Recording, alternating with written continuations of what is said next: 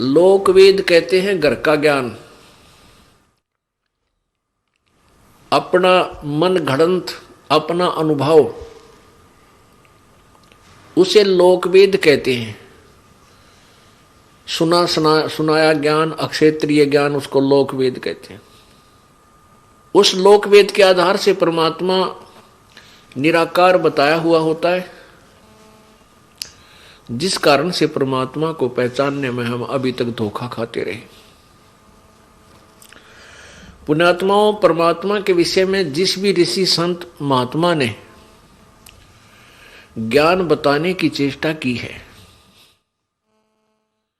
उन्होंने यही कहा है कि ये ज्ञान जो मैं सुना रहा हूं ये वेदों से है, या पवित्र गीता जी से है, या पवित्र पुराणों से है।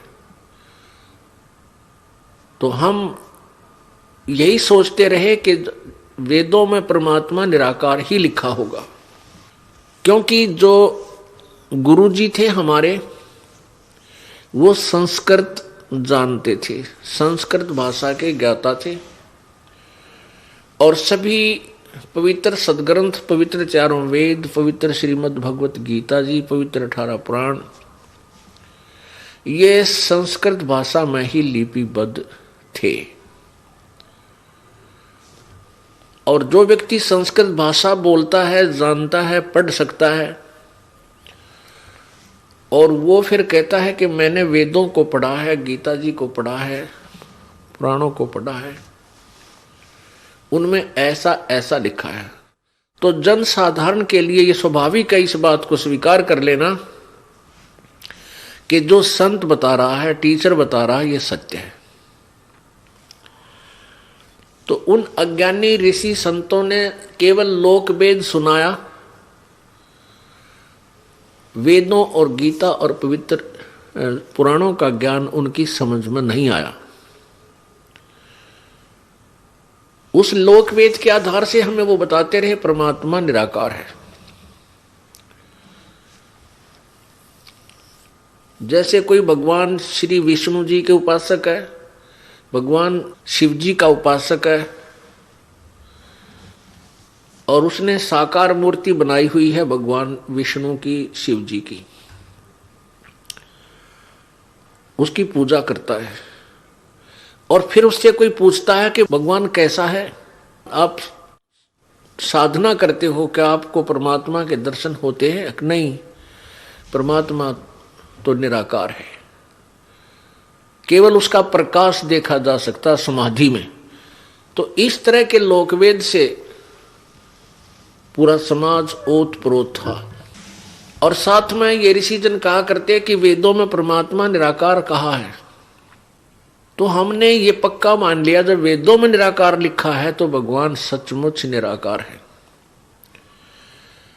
अब जैसे पवित्र हिंदू समाज के गुरुजी पवित्र पुराणों और पवित्र वेदों की ही आड़ लेकर और पवित्र श्रीमद् भगवत गीता जी की आड़ लेकर ज्ञान सुनाया करते थे, तो हमने यही मान लिया था ये जो बता रहे हैं सत्य कह रहे हैं, क्योंकि ये संस्कृत जानते हैं और ये कहते हैं हमने वेदों, गीता और पुराणों को पढ़ा है।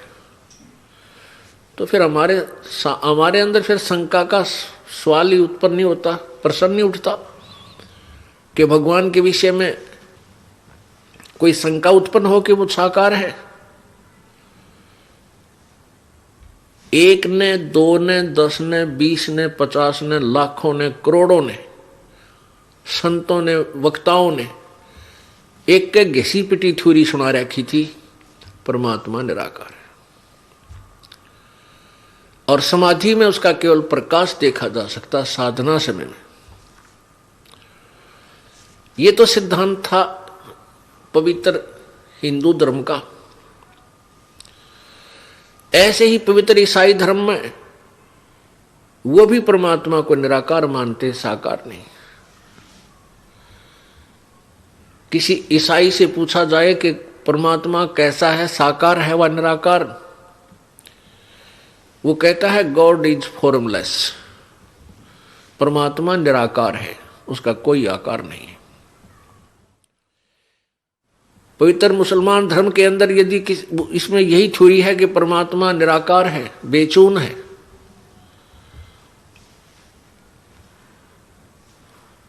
और पुण्यात्माओं हमारे सभी सदग्रंथ कहते हैं परमात्मा साकार है, सशरीर है, मनुष्य जैसा आकार है, और उसका नाम कबीर है। और फिर जिन पुण्यात्माओं को परमात्मा प्राप्ति हुई उन्होंने भी परमात्मा को साकार बताया। एक देशीय बताया है, एक स्थान पर सतलोक के अंदर विराजमान है। पुण्यात्माओं ये ऐसा कारण क्यों है? क्योंकि काल भगवान नहीं चाहता कि इस मनुष्य को, इस प्राणी को परमात्मा के वास्तविक अस्तित्व का ज्ञान हो, परमात्मा की वास्तविक स्थिति से ये परिचित हो। इसलिए इसने सभी समाज को भ्रमित कर दिया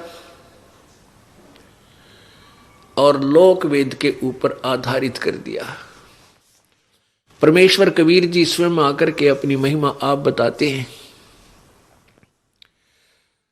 और आप ही वो दास बनते हैं, आप ही वो मालिक हैं, कुल सृजनहार हैं, और स्वयं ही वो तत्वदर्शी संत की भूमिका करने आते हैं,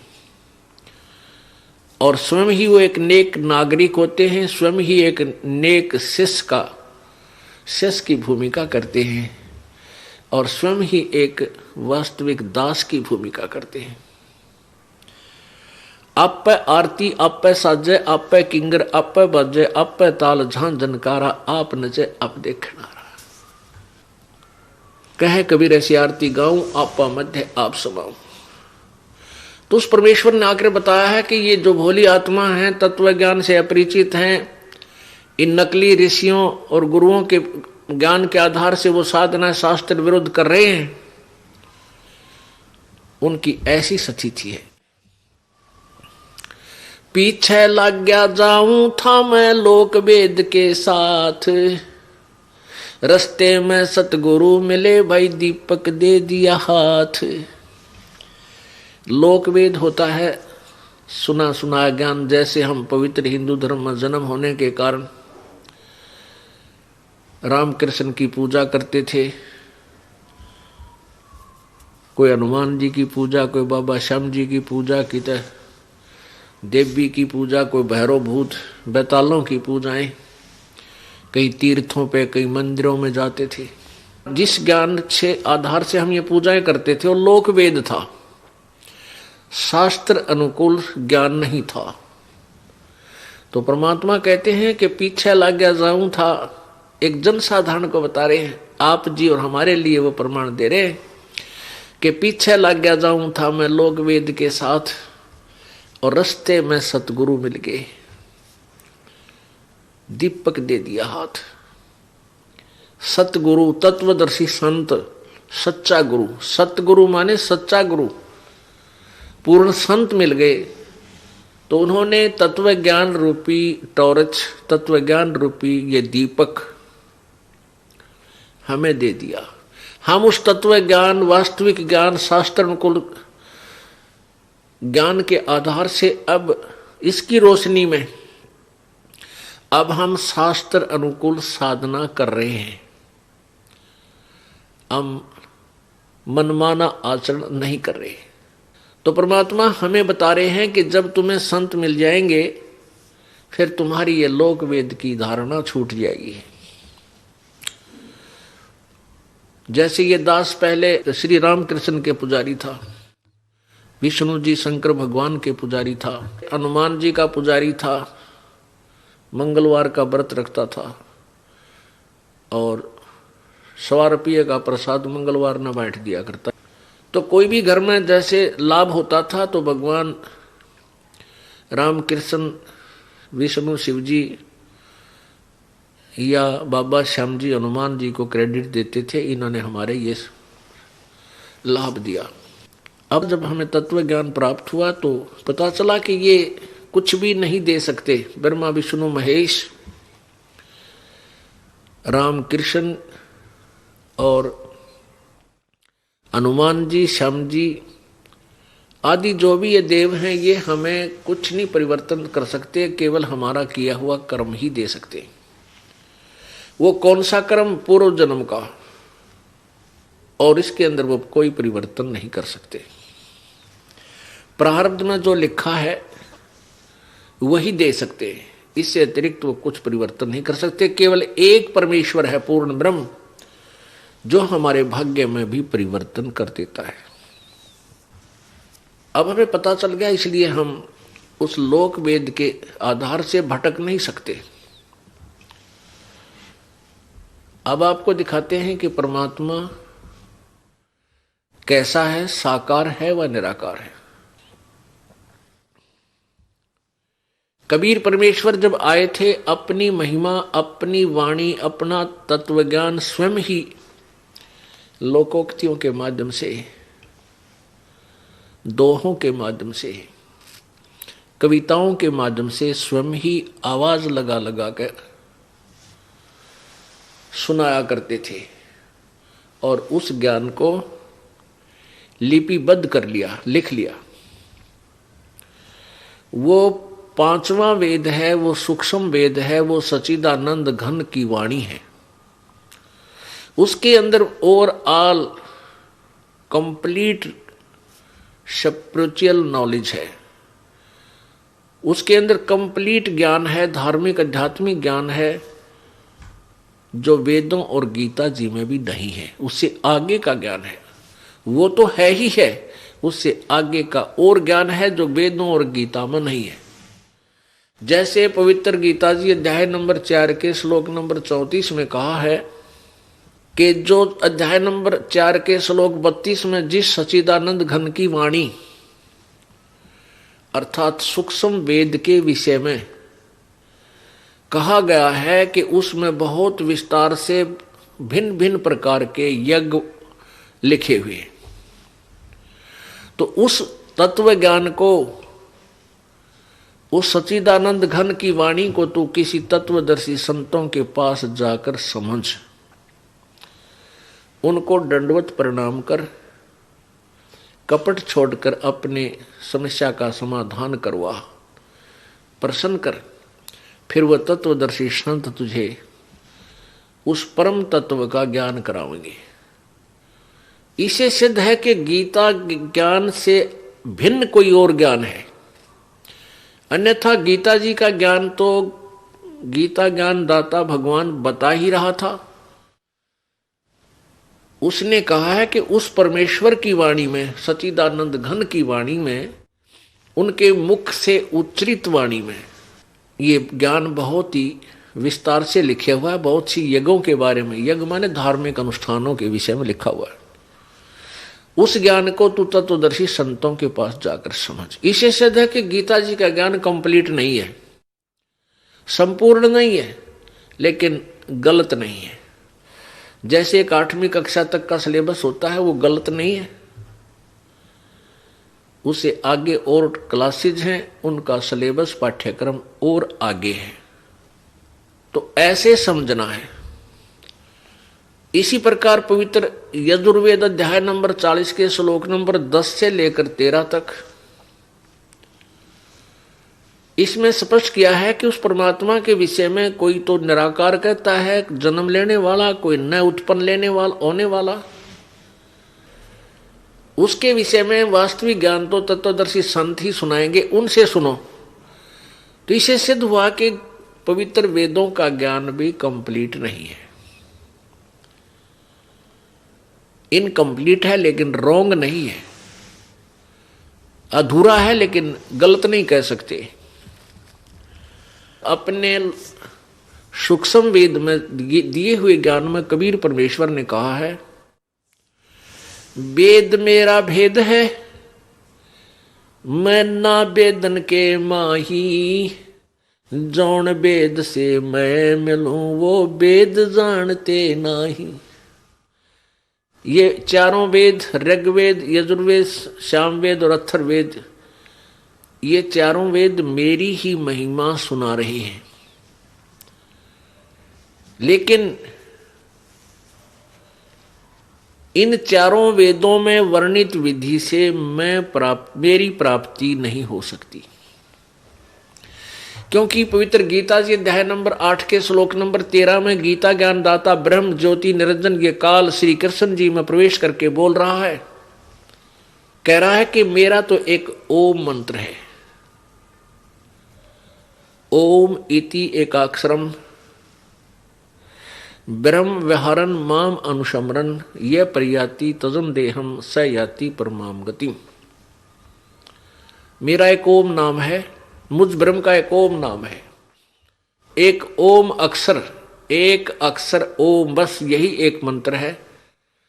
इसका जो अंतिम श्वास तक सिमरण करता है वो परम गति को प्राप्त होता है। अपने सतर की उपलब्धि बता रहा है कि मेरे सतर की उपलब्धि तो इस ओम नाम से होगी। गीता जी अध्याय नंबर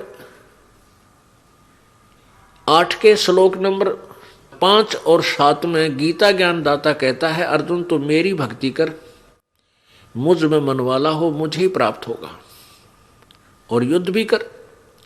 फिर गीता जी अध्याय नंबर 8 के ही श्लोक नंबर 8, 9, 10 में किसी अन्य सच्चिदानंद घन परमात्मा के विषय में कहा कि उसकी भक्ति करेगा तो उसको प्राप्त होगा। वो सच्चिदानंद घन यानी परम अक्षर ब्रह्म परम द्यू पुरुष वो कौन है? गीता जी अध्याय नंबर 7 के श्लोक नंबर 29 में गीता ज्ञानदाता ने कहा कि अर्जुन, जिस व्यक्ति को तत्ब्रह्म के विषय में जानकारी होगी और संपूर्ण अध्यात्म ज्ञान के विषय में जो समझ लेगा तत्वदर्शी संतों से ज्ञान समझकर, उसके पश्चात वो व्यक्ति केवल जरा मरण से छूटने का ही प्रयत्न करते हैं।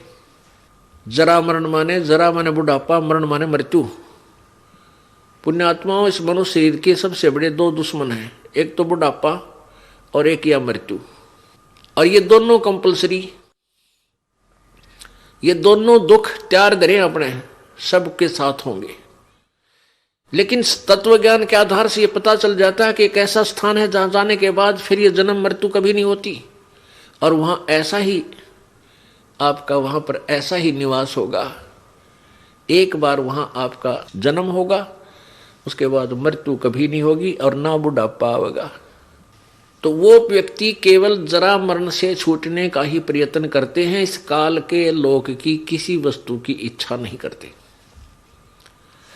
गीता जी अध्याय नंबर 7 के श्लोक 29 में कहा है।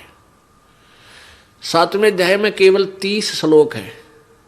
30वें श्लोक में कहा है कि अध्यात्म अधियज और ये अधिभूत आदि के विषय में जानकारी दी है। बस 8वें अध्याय का जो प्रारंभ होता है, प्रथम मंत्र में अर्जुन ने पूछा कि भगवान वो तत्ब्रह्म कौन है, फिर वो परमात्मा कौन है? तत्व माने वह, ब्रह्म माने परमात्मा। वो तत्ब्रह्म कौन है जिसके विषय में जानकारी होने के बाद फिर जरा मरण से छूटने का प्रयत्न करते हैं? तो ऐसा वो भगवान कौन है? किम तत्ब्रह्म? अब गीता ज्ञानदाता ने इसका उत्तर दिया है 8वें अध्याय के 3 श्लोक में कि वो परम अक्षर ब्रह्म है। यानी गीता ज्ञानदाता से अन्य कोई और शक्ति है जो परम शक्ति है, जो पूजा के योग्य है, और उसी की भक्ति से जन्म मृत्यु का छुटकारा हो सकता है।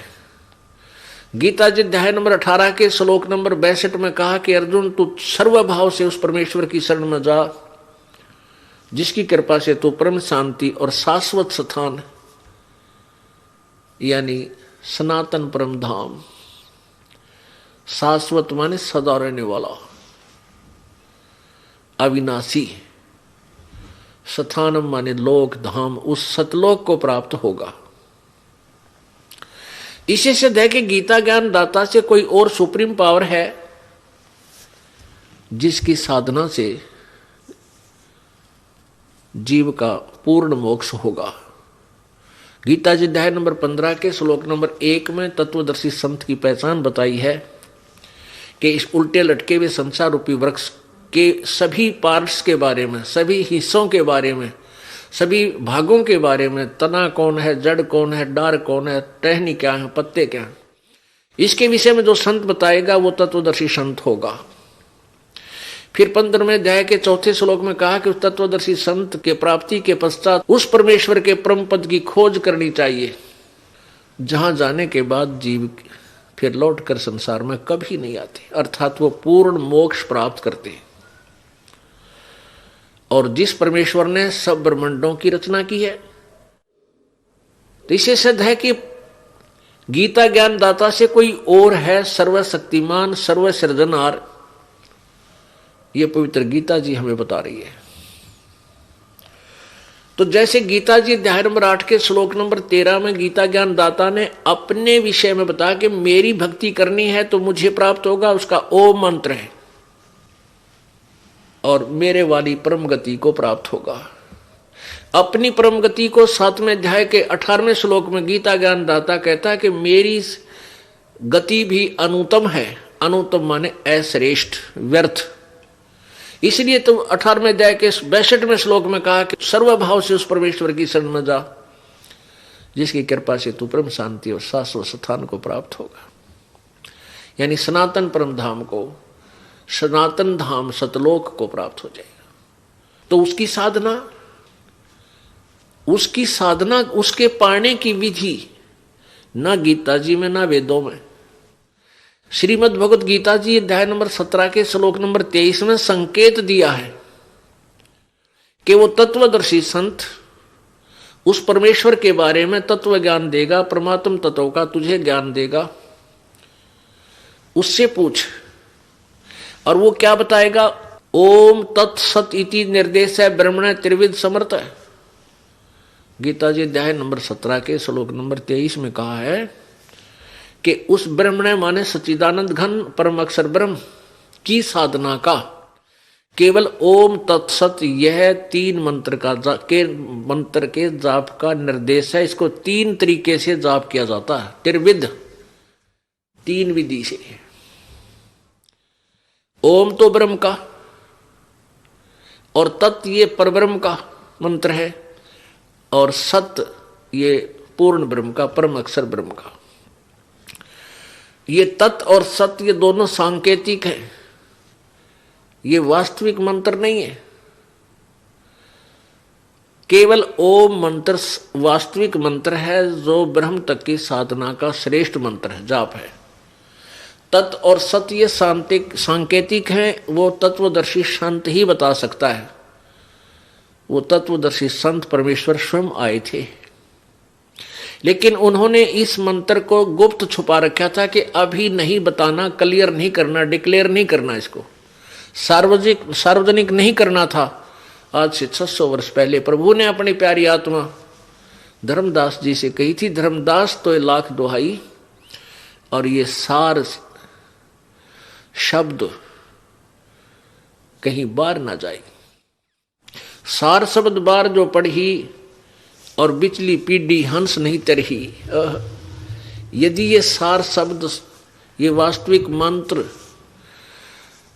यदि किसी अज्ञानी संतों ऋषियों के हाथों पड़ गया तो वो नकली भी यही नाम दे रहे होंगे, और बिचली पीढ़ी जो अब वर्तमान का समय जो शिक्षित वर्ग है, इसको परमात्मा ने बिचली पीढ़ी की संज्ञा दी है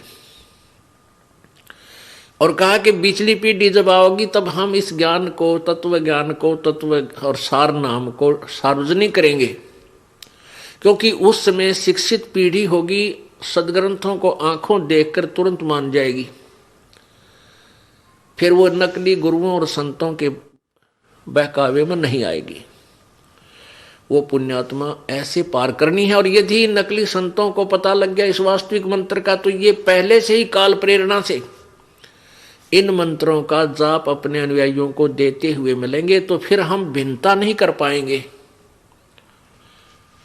तो पुण्यात्माओं, ये मंत्र का जाप ना किसी और पंथ में, ना धन धन सतगुरु में, ना राधा स्वामी वाले दो रहे, वो भी नहीं देते, ना निरंकारियों के पास, ना इस संसार देश वालों के पास, किसी के पास पृथ्वी पर नहीं है। ये केवल इस दास के, ना इन कबीर पंथियों के पास, जो कबीर पंथी कहलाते हैं और दामा खेड़ा तक और काशी धाम के रहने वाले उनके पास भी किसी के पास ये मंत्र नहीं है। तो परमात्मा ने इसको गुप्त रखा था और इस ज्ञान को, इस मूल ज्ञान को, इस तत्व ज्ञान को भी गुप्त रखा हुआ था। धर्मदास तो ये लाख दुहाई, ये तत्व ज्ञान, ये मूल ज्ञान कहीं बार ना जाई। मूल ज्ञान बार जो परही, बिचली पीढ़ी हंस नी तरही। मूल ज्ञान तब तक छुपाई जब तक द्वादश पंथ ना मिट जाई। परमात्मा ने कहा था इस मूल ज्ञान को, यथार्थ ज्ञान को, वेदों में क्या लिखा है, वेदों और गीता जी में क्या लिखा, पुराणों में क्या लिखा, कुरान में क्या लिखा, बाइबल में क्या लिखा है, और ये लोक वेद के डंडोरा पीटनिये क्या बताते हैं कि अभी इसको छुपा के रखना, और जब तक ये 12 पंथ ना मिट लेंगे तब तक इसको सार्वजनिक नहीं करना। अब पुण्यात्माओं ये सभी मिट गए, 12 जितने भी 12 के नरे पंथ हो गए। अब इनमें जो ज्ञान है, जो ये साधना बताते हैं, उनकी इन्होंने पुस्तकें बनाकर और भगत समाज में थोक के भाव से सेल कर रखी है और वो हमने खरीद रखी है। उनको पढ़ा इस दास ने और मिलाया अपने परमात्मा के तत्व ज्ञान से। किसी के अंदर भी वो तत्व ज्ञान और ना ही यथार्थ मंत्र पाया, और यही ढंडोरा पीट दिया इस दास ने कि जितने भी पृथ्वी पर आज पंथ और संत हैं, ये शास्त्र विधि त्याग कर मनमाना आचरण जनता से करवा रहे हैं। ये शास्त्र विरुद्ध साधना कर और करवा रहे हैं। गीता जी अध्याय नंबर 16 के श्लोक नंबर 23 में कहा कि शास्त्र विधि को त्याग कर जो मनमाना आचरण, मनमानी पूजाएं करते हैं, उनको न तो कोई सुख हो, ना उनकी कोई सिद्धि प्राप्त हो उनको, और न ही उनकी गति हो। इन 3 चीजों के लिए ही हम भक्ति करते हैं। तो फिर फायदा क्या हुआ साधना करने का? यूजलेस, यानी कति व्यर्थ। तो पुण्यात्माओं, परमात्मा ने आकर स्वयं ही बताया, वेद मेरा भेद है, मैं मिलो वेदन से नाही, और जौन वेद से मैं मिलूं वो वेद जानते नाही। ये चारों वेद मेरा ही भेद, मेरी ही जानकारी देते हैं। लेकिन जौन से वेद से, जिस वेद से मैं मिलूं, वो सच्चिदानंद घन की वाणी 5वां वेद तत्व ज्ञान से मैं मिलूं, वो ये वेद जानते ना, वो इन वेदों में नहीं है। इन्होंने स्पष्ट कर दिया कि उसके विषय में तो कोई तत्वदर्शी संत बताएगा, उनसे पूछो। तो वो तत्वदर्शी संत बन के भगवान स्वयं आए थे। उन्होंने आप ही बताया था, हम ही अलख अला हैं, कुतुब गोस और पीर, गरीबदास खालिक धनी हमरा नाम कबीर। पुण्यात्माओं, ये निर्णय करना है कि जो हमने दंत कथा सुन रखी थी, परमात्मा निराकार है। अब जैसे सतलोक के विषय में किसी भी अन्य शास्त्र में ज्ञान नहीं, सतलोक, अलखलोक, अगमलोक, अनामी लोकों के बारे में और किसी भी शास्त्र में ज्ञान नहीं, केवल कबीर साहब की वाणी यानी 5वें वेद में ज्ञान है, सूक्ष्म वेद में, इस तत्व वेद में ज्ञान है। इस तत्व वेद के ज्ञान को पढ़ लिया एक शिवदयाल जी नामक भक्त ने। एक शिवदयाल नामक लाला जी थे, आगरा की पन्ना गली में रहते थे। उन्होंने कबीर साहब की वाणी में एक करने नो दीदार महल में प्यारा है, ये शब्द पढ़ लिया। उसके आधार से बता दिया कि ऊपर सतलोक है, अलखलोक है, अगमलोक है, अनामी लोक है।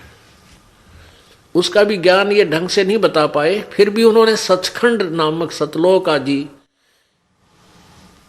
का ज्ञान जनता को बताने की चेष्टा की। वो भी उन्होंने बिल्कुल अड़ंगा ज्ञान बता रखा है, यथार्थ ज्ञान नहीं है। तो इन्होंने राधा स्वामी पंथ वालों ने सतलोक का ठेका ले रखा, सचखंड का, कि हम सतलोक पहुंचा देंगे। तो कौन सी साधना देते हैं? वो 5 नाम। वो 5 नाम कौन है? ओंकार, ज्योति निरंजन, निरंकार और सोहम और सतनाम। ये 5 नाम राधा स्वामी पंथ वाले देते हैं। ये भी 3 नाम नहीं है, ये भी वो मंत्र नहीं है। इसे सिद्ध है कि पूरा राधा स्वामी पंथ यूजलेस साधना कर रहा है। ऐसे धन धन सतगुरु वाले, सच्चा सौदा सिरसा में, जगमाल वाली वाले, ये 3 नाम देते हैं। इस राधा स्वामी पंथ से ही निकले हैं ये। इन्होंने अपने नाम बदल लिए, इन्होंने के नाम रख लिए उपदेश के, नाम जाप करने के, सतपुरुष, अकाल मूर्त और शब्द स्वरूपी राम। सतपुरुष, सतपुरुष, शब्द स्वरूपी राम और अकाल मूर्त, ये 3 नाम जाप को देते हैं। ये कोई मंत्र है? वो 3 नाम का जाप है ओम तत्सत। ओम ब्रह्म का जाप है, तत् ये परब्रह्म का, ये सांकेतिक जाप है, और सत्य ये पूर्ण परमात्मा का, ये भी सांकेतिक गुप्त है, जो ये दास बता सकता है। और कोई अधिकारी ही नहीं है। मान ले किसी भक्त ने नाम ले लिया और वो कहीं नाम देने लग जाता है तो वो पाप का भागी है, अपराधी है, परमात्मा उसे माफ नहीं करेगा, क्योंकि अधिकारी नहीं है वो। जैसे कबीर परमेश्वर आए थे, 64 लाख से सोए थे उनके, वो स्वयं ही तत्वदर्शी संत और गुरु की भूमिका कर रहे थे। तो उन्होंने किसी को भी अधिकार नहीं दिया था नाम देने का कि तू नाम दे। कोई भी अन्य अधिकारी नहीं बनाया था कि उपदेश देने का, वो स्वयं ही नाम देते थे। तो इसी प्रकार वर्तमान में इस दास के अतिरिक्त कोई भी अगर ये मंत्र देता है वो अपराधी है, परमात्मा का शत्रु है।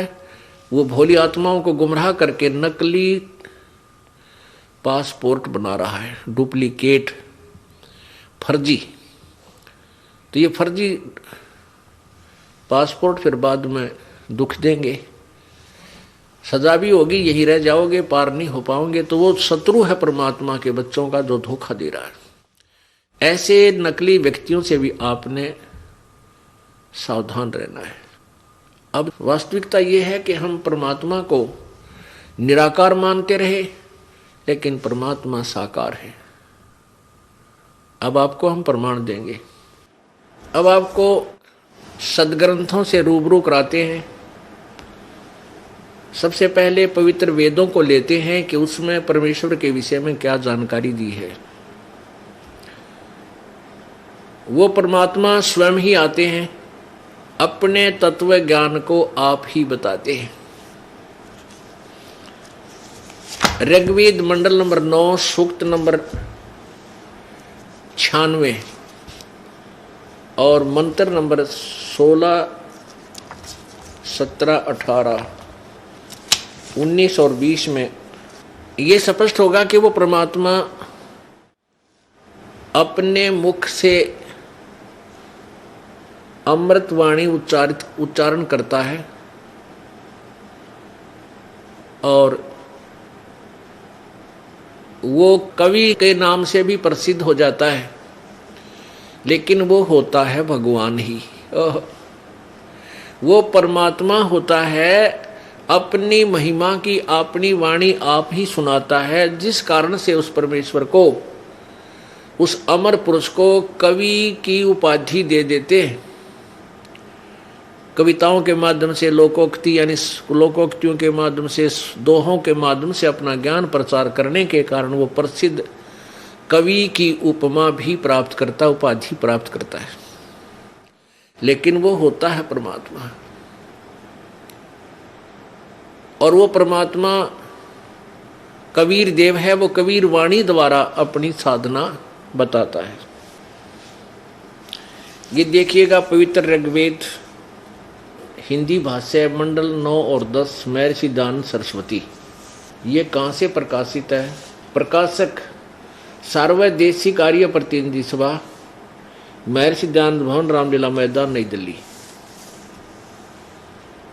ऋग्वेद आर्य भाषा भाष्य महर्षि दानव सरस्वती कृत। मुद्रक हैं Prince offset printers 1510 Pataudi house Daryaganj नई दिल्ली। अब इसमें हम आते हैं मंडल नंबर 9 के सूक्त नंबर 96 में, और मंत्र नंबर 16 से आपको परिचित कराते हैं। देखिएगा, ऋग्वेद मंडल नंबर 9 सूक्त 96 मंत्र नंबर 16। इसमें वेद ज्ञान दाता ब्रह्म कह रहा है कि हे परमात्मन, हे परमात्मा, सर्वोपरि रहस्य श्रेष्ठ नाम, ये संस्कृत है ब्रैकेट में जो यहां लिखा है, सब आयुध है, श्रोत्र भी पुयमान अभर्ष गुहम चारु नाम। इसका अनुवाद किया इस नाम का, हे परमात्मा, परमात्मन अर्थात हे परमात्मा, सर्वोपरि रहस्य यानी गुप्त, जो आपका श्रेष्ठ, जो तुम्हारी संज्ञा है। यहाँ नाम का इन्होंने संज्ञा लिख दिया, नाम ही लिखना चाहिए था। जो आपका श्रेष्ठ नाम है आप उसका ज्ञान कराएं, अपना वास्तविक नाम हमें बताएं, आपका वास्तविक नाम क्या है। आगे देखो, अब यहाँ हम ज़्यादा ना पढ़ के यहीं आएंगे। अब 17वें में क्या बताया है, उस परमात्मा का वास्तविक नाम बताया है। शिशु जगानम, शिशु जगानम हर्यतम मर्जंती सुबंती वहीन मरुत मरुतो गणेन। ये है कबीर गिरभी, कबीर ऊपर रह लाग रहे हैं छोटे छोटे, आधे रहे ऊपर लगे। कबीर गिरभी कावेना कबीर संत सोम, ये कवि ही कह ले, उसको कबीर बोलो। कवि संत सोम पवित्र अत्यति रेभन। इन्होंने क्या अनुवाद किया है, इससे इसके अनुवाद से आपका विश्वास होगा, फिर ये दास करके दिखाओगा। इसमें लिखा कि शिशुम जगानम, इन्होंने संस्कृत लिखने की चेष्टा की है। उस परमात्मा को, शिशुम का अर्थ लिखा है इन्होंने उस परमात्मा को जो सदा प्रगट है, जो अत्यंत कामनीय है, उसको उपासक लोग बुद्धि विषय करते हैं और उसकी स्तुति द्वारा उसके गुणों का वर्णन करते हैं, और विद्वान लोग उस गतिशील परमात्मा का गुणों के गणों द्वारा वर्णन करते हैं। और कवि लोग, इन्होंने इसका अर्थ लिख दिया कवि। इनका ये कबीर, कबीर गिरभी, इसके दो भाग कर दिए, कवि कवि लोग, गिरभी माने वाणी द्वारा। हम इसको लिख देते हैं कबीर वाणी द्वारा। ये कबीर है, हम इसको कबीर, कबीर वाणी द्वारा।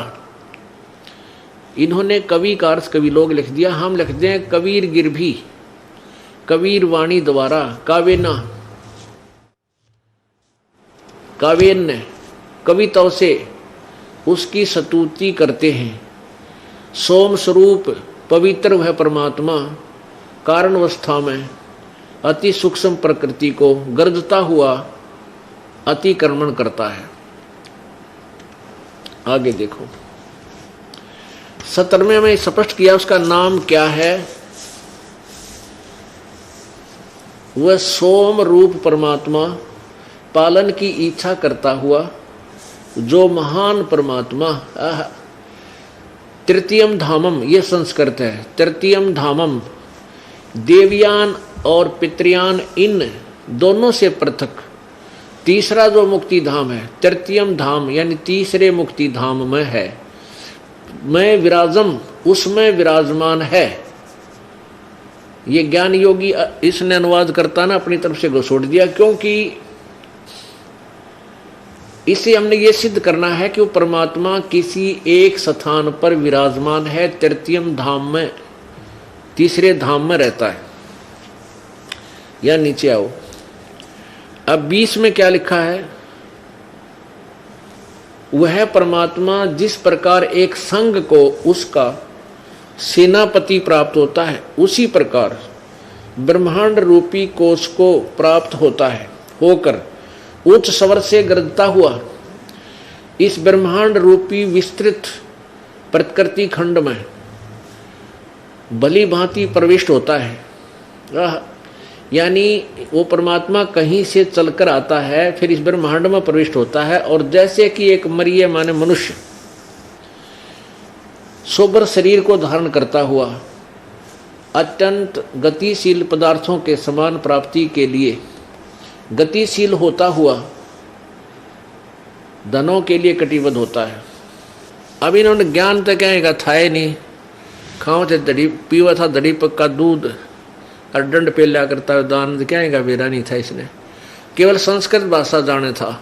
वैसे तो ये 9वां मंडल का अनुवाद इस महर्षि दानंद का कराया हुआ नहीं है, लेकिन इसके नाम से ये वेद व्याख्या करते तो इनके अनुयायियों ने यह भी तगड़म्बा ये भी इसके साथ फीत लगा दी 9वें और 10वें मंडल का कि दानंद जी ने अनुवाद किया। वास्तव में इसने अनुवाद नहीं किया इसका। ये देखिएगा, एक प्रमाण दिखाते हैं आपको। ऋग्वेद भाष्यम भाषाकार हैं महर्षि दानंद सरस्वती, मंडल 1 से 6। महर्षि दानंद ने केवल ऋग्वेद का 1 से 6 मंडल का अनुवाद किया है। उसके बाद श्रीपाद दामोदर 7वें लेकर 7 से 10, यानी 1 से 6 तो दानंद ने किया, फिर इसकी मृत्यु होगी। उसके बाद 7 से 10 मंडल जो है इसके शेष ये अन्य इन आचार्यों ने किए हैं अपने अपने हिसाब से, अपनी अपनी सोच के अनुसार। तो कहने का भाव ये है कि इनको ना तो कहने का ज्ञान था और न ही ये भगवान को साकार मानते। वेद में लिखा कि वो परमात्मा तीसरे मुक्ति धाम में विराजमान है और वहां से चलकर गतिशील होकर और एक बहुत बड़े समुदाय को जैसे सेनापति होता है, यानी गुरु रूप में बहुत से बड़े जन समूह का नेतृत्व करता है, और जैसे मनुष्य शरीर धारण करता हुआ है, यानी परमात्मा परमेश्वर कबीर जी का सतलोक के अंदर एक बहुत तेजोमय शरीर है। उसके एक रोमकूप में करोड़ सूर्य करोड़ चंद्रमा दोनों की मिली जुली रोशनी भी फीकी रहे परमात्मा के एक रोमकूप के प्रकाश के सामने। इतना तेज है वहां भगवान का। उस तेज पुंज के शरीर को अन्य वस्त्र धारण करके, अन्य ओवरकोट पहन के, हल्का सुभर यानी हल्के तेज पुंज का शरीर रूप धारण करके वो परमात्मा यहां प्रकट होता है और वो अपनी प्यारी आत्माओं को मिलता है। अब देखो ये सी ऋग्वेद, ये वही ऋग्वेद है, मंडल नंबर 9 और सूक्त नंबर आपको 86 दिखाते हैं। 86 यही ये प्रमाण देता है कि वो परमात्मा अपनी प्यारी आत्माओं को, श्रेष्ठ आत्माओं को आकर के मिलता है। ये देखो ऋग्वेद मंडल नंबर 9 सूक्त नंबर 86 इसके 26 मंत्र में क्या कहा है? यज्ञ करने वाले यजमानों के लिए परमात्मा सब रास्तों को सुगम करता हुआ, उनके विघ्नों को मर्दन करता हुआ, नष्ट करता हुआ, उनको पवित्र करता हुआ और अपने रूप को सरल करता हुआ, अपने वास्तविक रूप को हल्का करता हुआ, वह कांति में परमात्मा। इन्होंने इस कबीर शब्द का कवि सर्वज्ञ कर दिया। कवि का अर्थ सर्वज्ञ नहीं होता, ना कोई कवि सर्वज्ञ हो सकता। विद्युत के समान क्रीड़ा करता हुआ वर्णीय पुरुषों को प्राप्त होता है। वर्णीय यानी श्रेष्ठ भक्तों को आकर मिलता है वो परमात्मा। यजमानों, अब यज्ञ करने वाले यजमानों के लिए यानी साधना करने वाले भक्तों के लिए परमात्मा सब रास्तों को सुगम करता हुआ, उनके सब रास्ते खोलता हुआ, उनके विघ्नों को, संकटों को नष्ट करता हुआ और उन प्यारी आत्माओं को पवित्र करता हुआ और अपने रूप को सरल करता हुआ, तेज पुंज अन्य दे धरकर इस विधम को भेंट ही। वह कांतिमान परमात्मा, वैसे हम इसको कबीर कहें तो अच्छा रहे, विद्युत के समान, यानी जैसे बिजली एक सेकंड में चमक कर नीचे आ जाती है, ऐसे तीव्र गति से वो चलता है क्रीड़ा करता हुआ, और श्रेष्ठ भक्तों को प्राप्त होता है, वर्णीय पुरुषों को प्राप्त होता है, वहां से आकर उनको मिलता है। 27 में ऋग्वेद मंडल नंबर 9 सूक्त नंबर 86 मंत्र 27, प्रेम की वे सैकड़ों धाराएं जो नाना रूप में सतिथि को लाभ कर रही हैं, वे परमात्मा को प्राप्त होती हैं।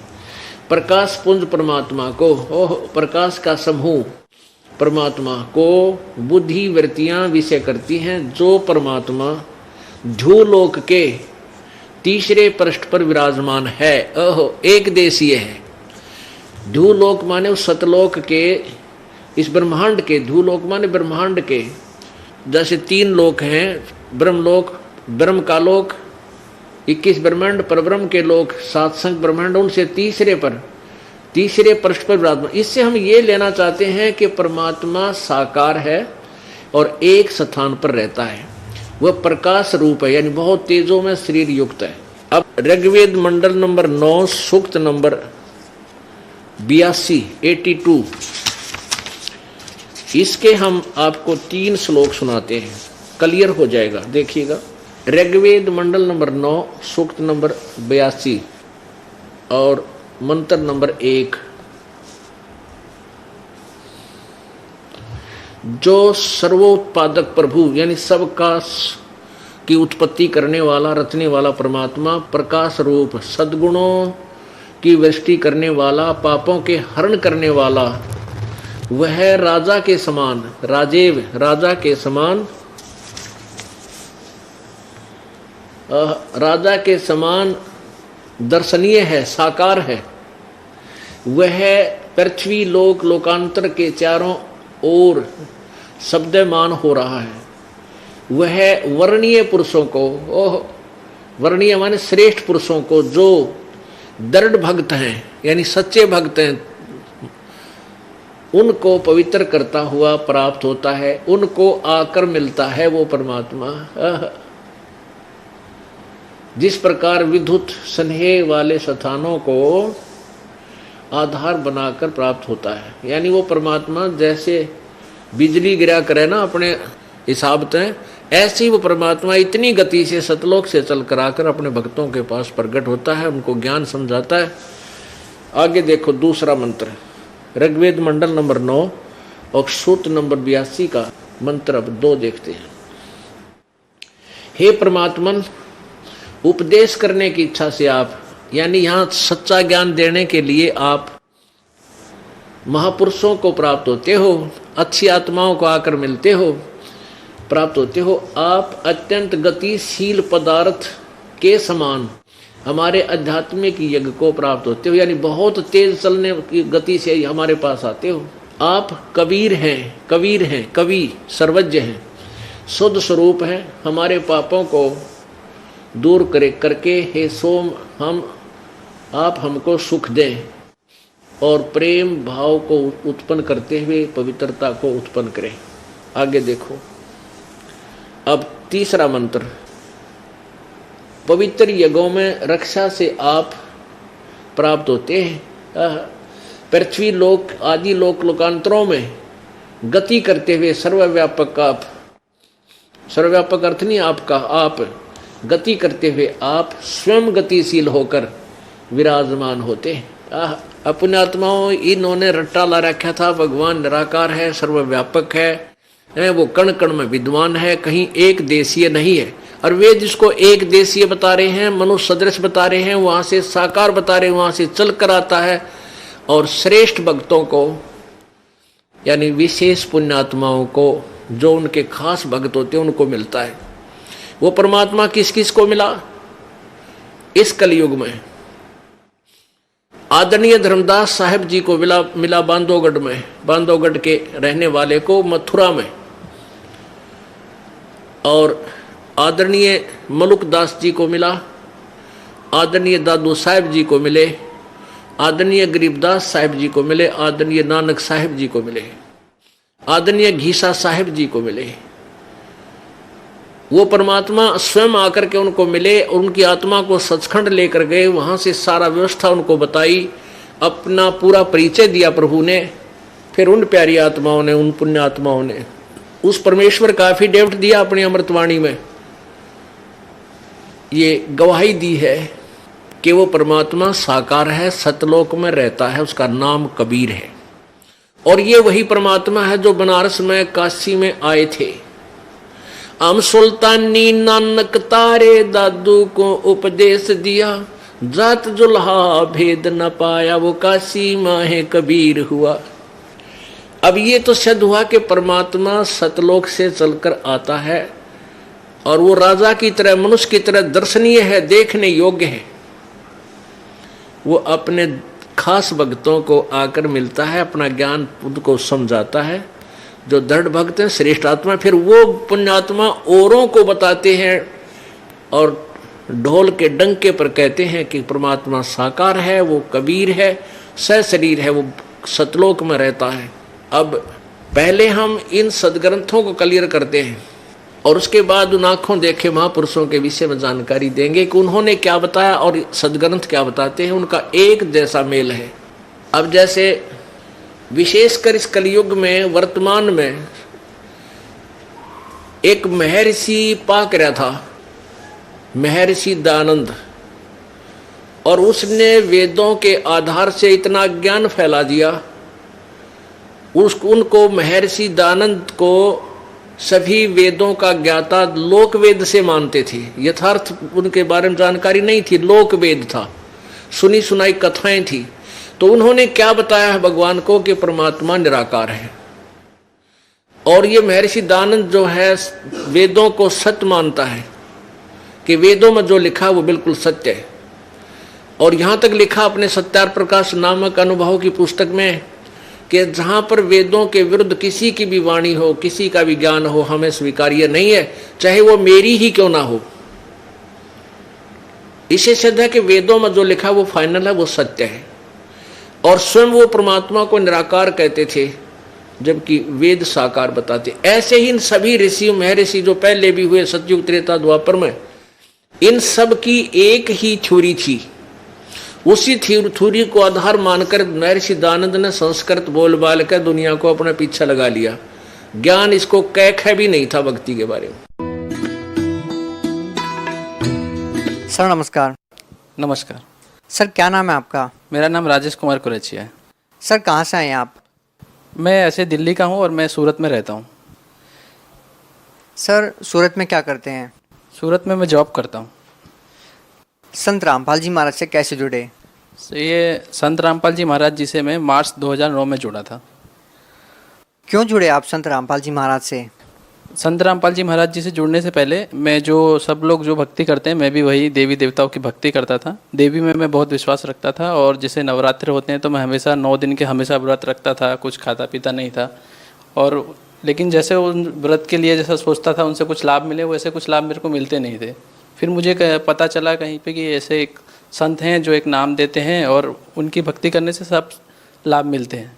आप एक एजुकेटेड पर्सन हैं, क्या आप इन बातों में विश्वास करते हैं कि नाम लेने से ठीक हो जाते हैं या आशीर्वाद लेने से ठीक हो जाते हैं? क्योंकि जिस तरह से आज साइंस का ज़माना है, मेडिकल साइंस में लोग बिलीव करते हैं। दूसरी ओर आप लोग कह रहे हैं कि नाम दीक्षा लेने से लोगों को लाभ मिल जाते हैं, जैसे कि आप लोग संतों का नाम लेते हैं। उसी कड़ी में आपने संत रामपाल जी महाराज से नाम दीक्षा ली। क्या आप मानते हैं कि नाम दीक्षा लेने से लाभ मिलते हैं? आपने संत रामपाल जी महाराज से नाम दीक्षा क्यों ली? हाँ, मैं मानता हूँ कि ये नाम लेने से ये सब लाभ मिलते हैं। मैंने नाम किस लिए लिया ये भी मैं बताता हूँ आपको। क्योंकि ऐसे मैं वेल एजुकेटेड हूँ, मैं एज ए इंजीनियर हूँ और एज ए प्लांट मैनेजर अभी मैं एक मल्टीनेशनल कंपनी में काम करता हूँ। और ऐसा सब लोग जानते हैं कि हाँ, कोई ना कोई शक्ति तो है जो ये जीव को चला रही है। इसलिए ये संत रामपाल जी महाराज जी से जब मैं जुड़ा तो उससे पहले मैं जो देवी देवताओं की भक्ति करता था, जैसे मैंने बताया मैं देवी की बहुत भक्ति करता था, लेकिन उससे कुछ लाभ नहीं मिलते थे। मुझे थोड़े मानसिक तनाव रहते थे, मैं बहुत परेशान रहता था। और उस दौरान जब मुझे पता चला तो मैंने संत रामपाल जी महाराज जी के पास गया, उनके शिष्य से मैं मिला था, उनके थ्रू मुझे पता चला तो मैं उनसे जाके संत रामपाल जी महाराज जी के पास गया, वहाँ पे नाम दीक्षा ली। नाम दीक्षा लेने के बाद भी शुरुआत में मुझे ऐसा था कि जो नाम दीक्षा ली थी मैं उसका सही तरह से, जैसा संत रामपाल जी महाराज बताया, अनुसरण नहीं कर रहा था। तो वो तनाव मेरा पर तब भी तनाव बरकरार था। उसके बाद मैंने एक बार सुसाइड कमिट की, मैंने एक ह्यूज अमाउंट में स्लीपिंग पिल्स ली थी। उसके बाद मेरे पिताजी फार्मासिस्ट हैं, तो उन्होंने घर पे ही मेरा ट्रीटमेंट किया, तो मैं करीब 24 घंटे तक अनकॉन्शियस था। तो उस दौरान मुझे परमात्मा संत रामपाल जी महाराज जो हैं हमारे, उनके दर्शन हुए और वहाँ पे मुझे पता चला कि परमात्मा जो संत रामपाल जी महाराज हैं, उन्होंने दर्शन देके मुझे बताया कि बेटा ये सही तरीका नहीं है, हमको सही मुक्ति पानी है तो आध्यात्मिक ज्ञान को जानना होगा, सही प्रकार से उस आध्यात्मिक ज्ञान पे हमको चलना होगा, तभी हमारी मुक्ति हो सकती है। संत रामपाल जी महाराज हमेशा से दावा करते रहे हैं कि जो भी उनसे जुड़ेगा, उन्हें चाहे कैसी भी बीमारी हो, चाहे वो कितने भी सालों से कोई भी नशा करता हो, जो भी उनसे नाम दीक्षा लेगा वो बीमारी ठीक हो जाएगी, नशों से दूर हो जाएगा। क्या आप मानते हैं कि ये सही है? हाँ, ये सही है, क्योंकि पूर्ण परमात्मा जो होते हैं उन्हीं में ये शक्ति है कि वो हमारे सब विकारों को दूर करके और हमें सद रास्ता जो अच्छे रास्ते की ओर हमें ले जाते हैं। सर, आपकी नज़र में अच्छा और बुरा रास्ता क्या परिभाषा है? अच्छा रास्ता वो है जिसमें हम किसी को दुख नहीं पहुंचाते, हम किसी तरह का व्यसन नहीं करते हैं और परमात्मा की सही जो साधना है, शास्त्रों अनुकूल जो साधना है वो करते हैं। अब बात आती है सही और गलत साधना की। आपकी नज़र में सही और गलत साधना क्या है? सही साधना, जैसा कि हमारे शास्त्र बोलते हैं, वो सही साधना है, उसके अनुकूल चलना ये सही साधना है। देखिए, ये तो बात सत्य है कि लाखों लोग परेशान हैं, करोड़ों लोग परेशान हैं, बहुत सारी बीमारियों से पीड़ित है, किसी को आर्थिक परेशानी है और भक्ति भी कर रही हैं, उसके बावजूद भी लोगों को लाभ नहीं मिल रहा है। अब बात यदि सत भक्ति की जाए और आपकी बात मान ली जाए कि आप सत भक्ति कर रहे हैं, तो लोग आपसे ये जानना चाहेंगे कि आपको सत भक्ति करने से संत रामपाल जी महाराज से नाम दीक्षा लेने के बाद क्या लाभ हुए हैं? संत रामपाल जी महाराज जी से दीक्षा लेने के बाद मुझे बहुत सारे लाभ हुए हैं। वैसे तो काफ़ी लाभ हैं, उनमें से कुछ एक लाभ मैं आपको बताता हूँ। मैं जब आर्थिक रूप से शुरुआत में जब मैंने इंजीनियरिंग ज्वाइन की, फ्रेशर था, तो मेरी जो सैलरी थी बहुत कम थी, घर से मेरा कोई सपोर्ट नहीं था, मैं सब कुछ अपने बलबूते पे कर रहा था। मैं दिल्ली में था, DMRC प्रोजेक्ट में काम कर रहा था, वहाँ से मेरा ट्रांसफ़र हुआ गुजरात के लिए। जब मैं गुजरात आया अपनी फैमिली के साथ, तो मैं 5,000 रुपये उधार लेके यहाँ पर आया था और मेरे पास कुछ नहीं था। सर, जब से मैंने संत रामपाल जी महाराज जी से ज्ञान उपदेश लिया है, तब से मेरी आर्थिक स्थिति इतनी अच्छी तरह सुधर गई है कि मैं आपको बता नहीं सकता हूँ। आज मेरे पास फ्लैट है, कार है। एक टाइम ऐसा था कि जब मेरे पास खुद के खाने के लिए पैसे नहीं थे, मैं उधार पैसा मांग के खाना खाता था। आज मैं एकदम सुदृढ़ हूँ, आर्थिक रूप से एकदम मजबूत हूँ और मैं अपने युवा पीढ़ी से यही बोलता हूँ कि आपकी कोई भी परेशानी है, आर्थिक रूप से है, चाहे शारीरिक रूप से है, मानसिक रूप से है, आपको अगर उससे निजात पाना है तो संत रामपाल जी महाराज जी एक ऐसा जरिया है जिनकी आप सद्भक्ति देके मुक्ति पा सकते हैं और इन सब चीज़ों का आर्थिक लाभ, भौतिक लाभ और शारीरिक लाभ ले सकते हैं। और एक लाभ बताता हूँ सुबह आपको भगत जी, मेरे पास ऐसे लाभ हुए हैं कि अगर परमात्मा की ऐसी कृपा होती है कि अगर मेरे पास कुछ होने वाला होता है तो परमात्मा मुझे पहले ही दर्शा देते हैं और फिर उससे मुझे निजात मिल जाती है। ऐसा एक वाक्य बताता हूँ कि मैं एक बार कार से आ रहा था, तो मुझे परमात्मा का, मेरी कार में सब लोग बैठे थे, 6 की 6 सीट पूरी फुल थी और सब लोग नींद में थे, मैं काफ़ी दूर हाईवे पे था, तो मुझे परमात्मा के दर्शन हुए अचानक कि बेटा अभी कार तू साइड लगा दे, आगे एक भूसे का एक ट्रक जा रहा था भरा हुआ, वो गिरने वाला है और तेरी कार जब वहाँ से पास होगी तो उसके ऊपर गिरेगा। तो मैंने कार साइड लगा दी, वहीं थोड़ा देर रुका। उसके बाद जब हम आगे गए तो सच में रास्ते में एक भूसे का ट्रक गिरा हुआ था। सर, संत रामपाल जी महाराज से कैसे जुड़ सकते हैं? जैसे उनकी वेबसाइट है www.jagatgururampalji.org, वहाँ पे आप उस पेज पे विजिट कर सकते हैं। वहाँ पे आपको ऐसा ज्ञान मिलेगा जो आपने कहीं देखा नहीं होगा। सर, भगत समाज को क्या संदेश देना चाहेंगे? भगत समाज से मेरी प्रार्थना है कि संत रामपाल जी महाराज यहाँ पे पृथ्वी पे आए हुए हैं, वही पूर्ण परमात्मा है। यहाँ पर आइए और अपने सभी रोगों का, आर्थिक मंदी, उनसे सबसे निवारण पाने के लिए उनकी शरण में आइए और उनसे नामदान लीजिए, तभी आपकी मुक्ति हो सकती है। बहुत बहुत धन्यवाद। धन्यवाद।